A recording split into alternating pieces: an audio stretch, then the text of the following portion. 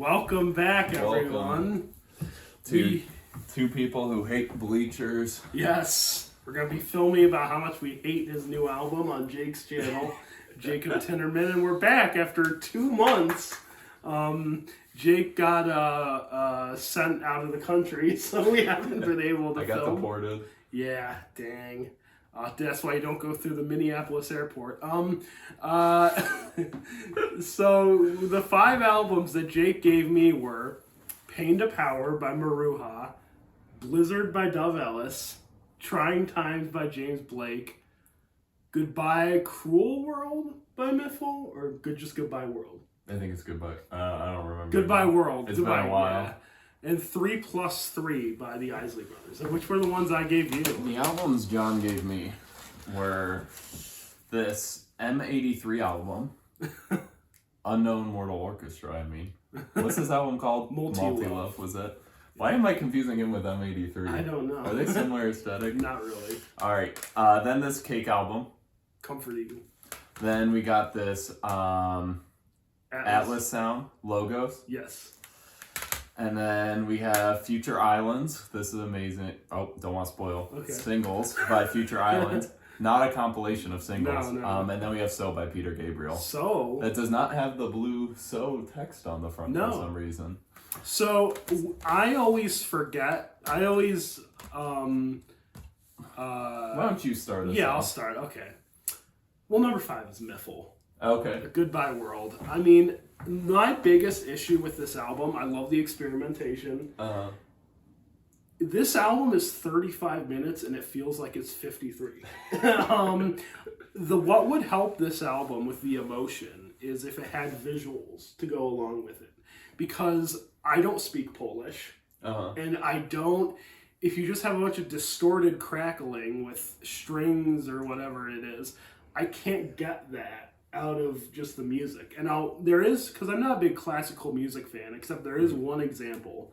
I like certain songs from movies and soundtracks. In fact, have you seen the movie Babel before? No.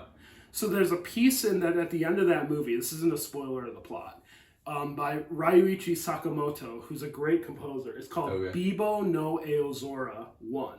And it's this beautiful cello or string quartet with this chaotic piano. But when you watch the movie, it sells the emotion because you've already seen everything.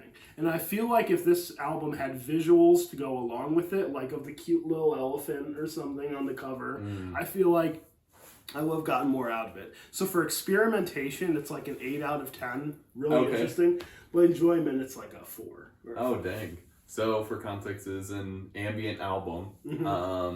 Very much what I appreciated about was that it wasn't just ambient, or it sounded like DAW plugins. It was like tape machine sounding. Yeah. But okay, I respect the opinion. I respect the drip. Let's see. Thank you. Number 5, we are going Multi-Love by Unknown Mortal Orchestra. Really? The Polycule album was pretty decent. It wasn't bad. I just thought the songwriting was pretty repetitive, and I feel like this sort of like dusty drums, pop adjacent alternative music has been done quite a bit to death. It might have been inspired by this.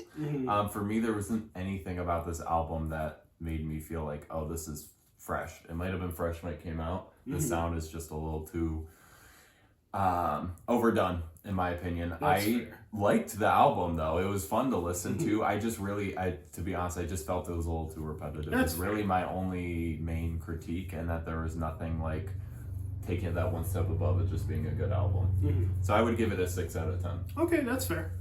Number 4 is James Blake's Trying Times. His new album, 2026. I love Make Something Up. Okay. That song's great, but the rest of it's kind of just, it's okay. It's kind of just low-key R&B, great production, his usual stuff, but it's nothing I would ever go out of my way to listen to. I don't know if I'd call it R&B. I guess maybe like, I don't know, it's hard to describe, like, it's just very low-key, kind of very like chill. Yeah. You know, it's good for what he does, but again, it's nothing I would ever listen to again, really, except for maybe a couple songs. I'd give it like a 6 out of 10.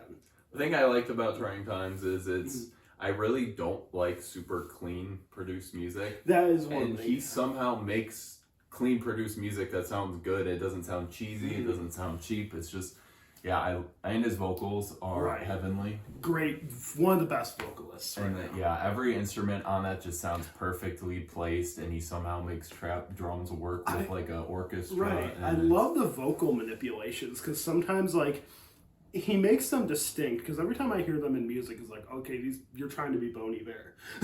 like his vocal manipulations sound so good. That's one thing I really appreciate. Okay. All right, my next number 4 here, I am going. Love all 5 of those. With Cake Comfort Eagle. I thought that would be your number 1. First time I listened to this was on the plane when I got deported, and then I fell asleep halfway through, but that was because I was tired, not because the album was bad.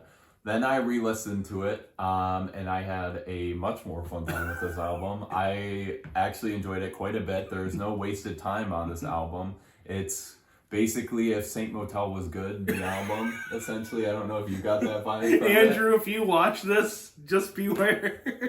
I'll say if new Saint Motel was good. Okay, yeah, there we go. I like old Saint Motel. Old Saint Motel. I like it less as time goes on. It just had more of a rocking bit to it, a little more crunch to it to Saint Motel. It's the songs drive forward. There's momentum. Isn't short skirt, long jacket hilarious? That's the other thing. The lyrics are very sarcastic and funny. So funny. Yeah, they're such an underrated band.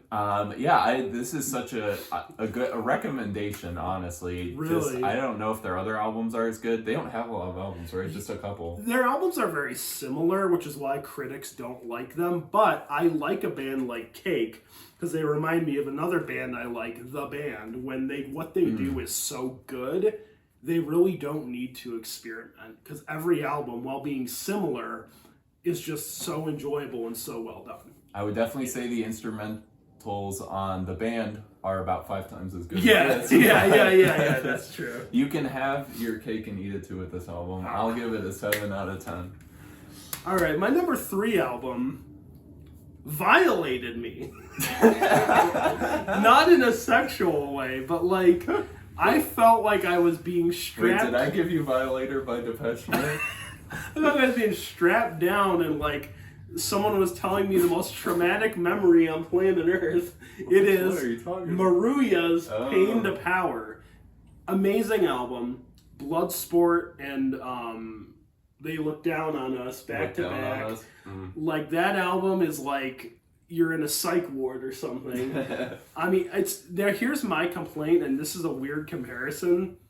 This album, musically, I can't believe I'm saying this, is like the film watcher's equivalent of like Schindler's List or something, where it's like it's not something that you can just. To me, it's not something you can just sit down and watch all the time, or even watch more than once, because it's so, with all the fucked up shit that's going on in the world right now, it's a very important album and everything, but it's not, maybe a couple songs I can listen to, but seriously, I was like getting anxiety listening to this album. It screwed with me a lot. I really like it, but I almost was hesitant to revisit it because of what it did to me. Like, I don't know. How it violated you. It did. I give it like a 9 out of 10. Oh, dang. It's a great album, but I don't know if I can ever listen to it again. So my thought about it's hard rock, and the thing I like about it more than, I'm not like the biggest metal guy on the planet. Thing I don't like about metal is when the vocals get so screamy for such a long time, it can kind of just destroy the dynamics, in my opinion. I feel like Maruya, they will get to the screaming point, but it goes in and out. He sings operatic at times, so you have that juxtaposition, and then also they're not doing that annoying metal thing where they have like the double kick on the kick drum, and it's just not my favorite thing personally, taste wise. I like this. His drumming and the horns on this album elevate it for me as just instead of just like a generic hard rock. I felt like the themes in it, what you're talking about in terms of like applying them to modern day, the theming on the album is very broadly given. Like they're just giving almost to the point of platitudes on the album in terms of like classism and that kind of stuff. It's not like very specific to this day. What I like about it is that for a lot of politically charged music, I don't know, it comes off so corny. It's like it's like some, blue-haired feminists Instagram story in a song. This isn't that at all. This is very much protest music in the vein of like older, like Sly and the Family Stone, almost protest music. It's someone putting the voiceless out there. That's why it's so poetic too. He's such a good songwriter. It's because it doesn't even feel like lyrics. It's like, this is coming from my fucking heart.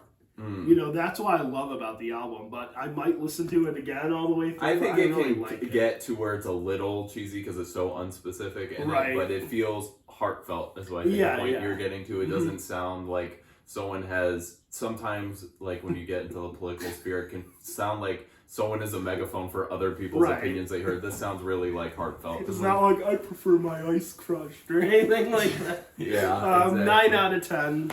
Amazing album. Okay, all right. What's yours? Now that we've walked through a political minefield talking about that album, I am going to go number 3, Atlas Sound. Really? As a fellow former concave chest person, this album really spoke to me. I thought the production was very unique. It was very ambient, but it still wasn't so ambient to where it's just airy. Like, there's structure to these songs. Some stuff is like shoegazy at parts too. Yeah, space rock, I think. This isn't like an album you're gonna listen to and get a bunch of hooks off of. This is an album, like experience album, which is what I appreciate quite a bit. Kid Climax kind of sucks, but besides that, I sent you a screenshot. I was like, what is this song? Other than that, I really liked the album, to be honest. Panda Bear's on it. Yeah, did you pick out his voice right away? I'm gonna give this, I could go up over time. I'm gonna give this a 7 out of 10 for now. Really nice. But I love it quite a bit. Deer Hunter, another underrated band. Everyone should get into. Number 2, my dad's gonna be happy because he loves the song "Sexy Lady," is gonna be the Isley Brothers. 3+3. Man, their harmonies are so good. Their instrumentation is so good. I didn't know they covered "Listen to the Music" by the Doobie Brothers. My dad loves that song. He's a big early Doobie Brothers fan. He loves like their more southern rock days. Yeah, dude. Obviously, if you're a Kendrick Lamar fan, this has the guitar riff from I.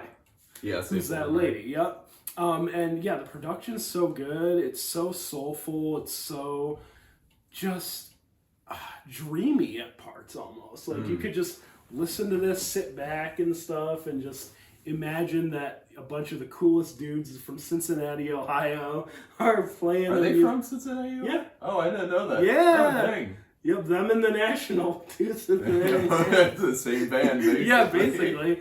This album I could see was definitely very inspirational for its time.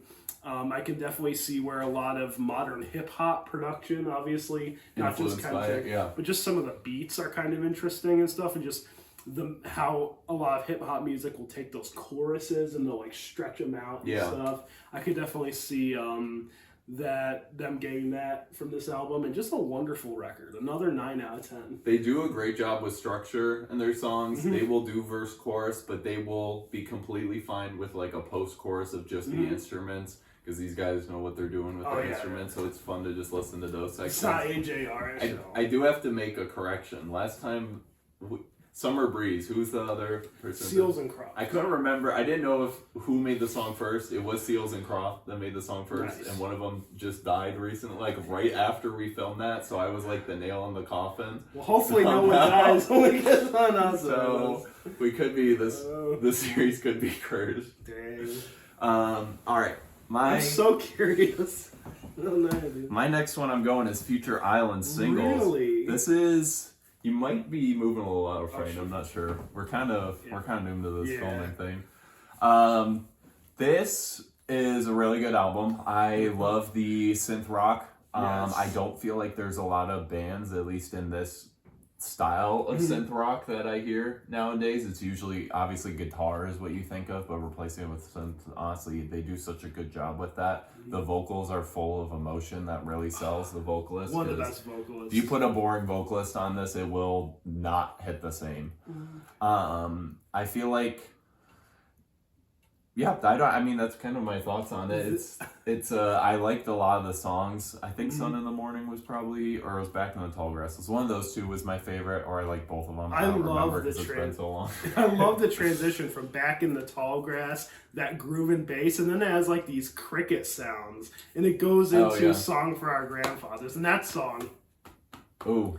Motions on that song. Other thing I appreciate from what I've seen of their performances, obviously everyone's seen that famous David Letterman performance, is we saw freaking Kevin Abstract live opening for Glass Animals, which that would have just been a mistake on our part. Right. But Kevin Abstract acted like the audience was like lucky to be there seeing him, and it was like so annoying to watch as a concert going experience.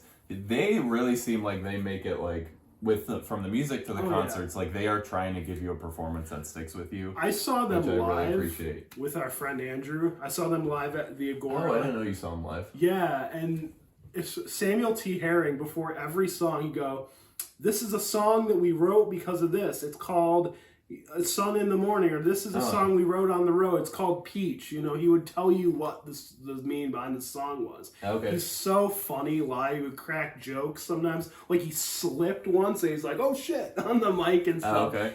They're such a great band. Their new compilation of rarities came out today, and it's really good. Oh dang, I have not listened. But great album, 7 or 8 out of 10 for me. It's probably more towards a 7 because again, it's just not doing like that one step next where I feel like this is a very like album experience. And the way I prefer album experiences, it can feel slightly more like just a stream of great songs and not like a I don't know. But yeah, 7 or 8 out of 10 for me. Nice. Number 1 surprised me. Dove Ellis, Blizzard. Dang. This is a nice art rock. I'm surprised. I thought you weren't going to like it. I didn't either. Because I'm like, when I first heard it, I heard his vocals. I'm like, okay, this guy's trying to be Jeff Buckley or Tom York or, you know, Mark Linkous or some other have you heard Sparkle Horse before? No. He's real. Mark Linkous was a very emotive singer, just like those two. He didn't have the high register, but sorry, getting back on that to Dove Ellis. But yeah, the songwriting is so good. You can tell it's from someone who cares. This album, because every detail of production has something in there. Yeah. You know, it's not just like he's just slapping some shit. He's like, "Oh, I'll leave that down. I won't buffer that out or anything." You know. Instrumentation was great. His voice is beautiful at parts. You could definitely tell. Some songs it seems like he was actually like about to tear up or something. Okay. Just a very chill album and another 9 out of 10. I don't know what else to say about it. My only issues with that album is it's a little short, and then it kind of, I feel like the first half's better than the second half. He is very much like a Cameron Winter in the way that right away you can tell this is an experienced musician, experienced vocalist, and detail oriented. Those are the 3 things that really made that album stand out. Just like Peter Gabriel. I can't believe. The production on this is super good. Just that 90s aesthetic. Is this 90s or 80s? Okay, so late 80s, early 90s aesthetic. The song structures are great. I really think the production is the highlight on here, to be honest. And then, what's her name? Kate Bush. Kate Bush's vocals on this. Oh my goodness. Dude, they hit so good on the song she's on. Don't Give Up. Yeah, Don't Give Up. She doesn't do much, but does she do it good? My main problem with that record is first half is amazing, and then everything else kind of just, after Big Time, you're just waiting for, In Your Eyes is an amazing song. And you're just waiting to get there. The 2 songs in between aren't as good. But like, it's still a great album. Still great ones. This is detail oriented from the production to the chords to the types of songs on here. It is a 8 or 9. Really? Would you buy that if you saw it for cheap? Yeah, I would buy it for sure. And I'm excited to re-listen to it because with albums like this, you get more out of it the more you listen to it. You don't get less. Like, I feel like when you hit something super poppy, you keep re-listening to, you're like, okay, I've gotten you have all the same instruments through the whole song. They don't really, there's no adjustments to any of the production over the course of the songs. This is not like that whatsoever. I feel like you get more details the more you listen to it. Rewards second listenings. I'm letting you know, I might have to give it to you at some way. His next album, I think it's called Us. Okay. It's like the red cover and stuff. By Jordan Peele? No. I think it's called Us. It's even crazier than that album. Oh, dang. It's called, look up the song Digging in the Dirt. It's amazing. I might play it because we're going to go see Mandalorian and Grogu and do a review. And then, like pretty much we're expecting it to probably be like the movie equivalent of the Maruja album in terms of its social commentary. Definitely. Pedro Pascal, hopefully he doesn't kiss. Well, he should kiss Grogu like he kissed Stephen Colbert. Yeah. But yeah, we're going to do the Bleachers review on Jake's channel. Thanks for watching.